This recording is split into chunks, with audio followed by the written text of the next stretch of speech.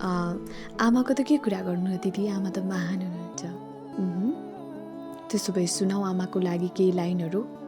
हुन्छ, भइहाल्छ नि दिदी। ओके, सुन्नु है त। तिमीलाई वर्णन गर्न खोज्दा शब्दहरू सधैँ छोटो पर्छ, किनकि तिमी अनुभव गर्ने चिजै होइन। माया त धेरैसँग गर्न सकिन्छ, तर तिमी जति गहिरो भएर मनमा बसिदिने कला कसैसँग छैन आमा। तिमीलाई पाएर होइन, तिमीलाई महसुस गरेर मेरो हृदयले प्रेम गर्न सिकेको छ।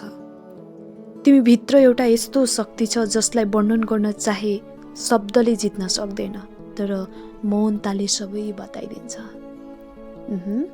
तिमी मेरो जीवनको त्यो मानव हौ जसलाई समात्न हात चाहिँदैन, महसुस गर्न हृदय मात्र भइ पुग्छ।